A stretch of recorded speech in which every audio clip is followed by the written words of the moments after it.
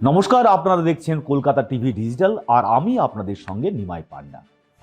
ইরানের হাতে কি কোনো অদৃশ্য শক্তি রয়েছে, অদৃশ্য অস্ত্র রয়েছে, যে অস্ত্র ব্যবহার করে একের পর এক মার্কিন যুদ্ধবিমান, অত্যাধুনিক মার্কিন যুদ্ধবিমানকে ভূপাতিত করছে?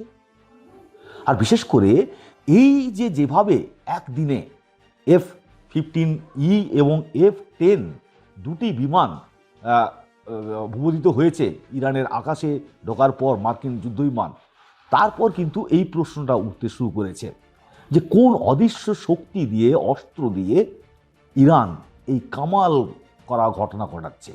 আর এটাই কিন্তু মনে করাচ্ছে 1979 সালে আফগান রাশিয়ার যুদ্ধের কথা। আসলে ইরানের হাতে রয়েছে মাজিদ নামের এক মিসাইল বা ক্ষেপণাস্ত্র, যা কাঁধে করে বহন করা যায়। আর যে মিসাইল লক্ষ্যবস্তুতে আঘাত হানে এবং যে র্যাডার রয়েছে বা যুদ্ধে মানে যে র্যাডার বা বিভিন্ন যে ইনফ্রারেড র্যাডার রয়েছে সেগুলো এই মাজিদ যে মিসাইল তাকে চিহ্নিত করতে পারে না।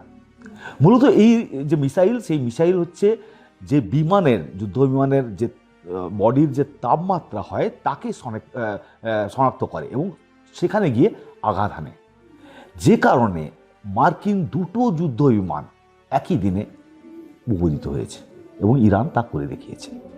যারা বিশেষজ্ঞ তারা বলছেন যে মূলত নিচ দিয়ে উড়ে যাওয়া যুদ্ধ বিমান, সেগুলোকে এই ধরনের মিসাইল দিয়ে আঘাত হানা যায়।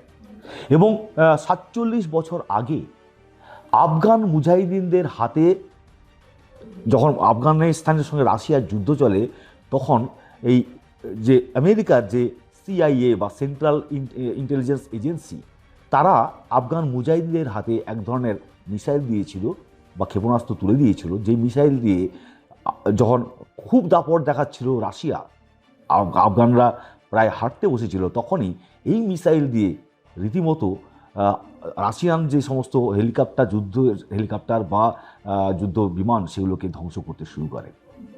এবং এক্ষেত্রেও দেখা যাচ্ছে যে যেখানে 6 তারিখ অর্থাৎ সোমবার, সেই অনুযায়ী ডোনাল্ড ট্রাম্পের যে হুমকি, যে 10 দিনের যে সময় তিনি দিয়েছেন, তা না হলে ইরানের সমস্ত বিদ্যুৎ উৎপাদন কেন্দ্র, তৈল ভাণ্ডার এবং লবণ শোধনাগারে আঘাত হানা হবে, ধ্বংস করে দেওয়া হবে, ইরানকে শেষ করে দেওয়া হবে, তা কিন্তু সোমবার অর্থাৎ 6 তারিখ 6 এপ্রিল সেই সময়সীমা শেষ হচ্ছে।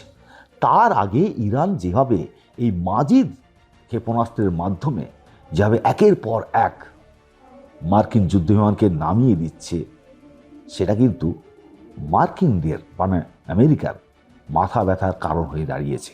বিশেষ করে এরপরে যদি কৌশলগতভাবে ইরানের সঙ্গে পাকাপাকি যুদ্ধ শুরু করে দেয় আমেরিকা, তাহলে কতটা তারা ইরানের সামনে দাঁড়াতে পারবে। এই ধরনের খবর আরও দেখতে আপনারা নজর রাখুন কলকাতা টিভি ডিজিটালে রাত দিন 7 দিন।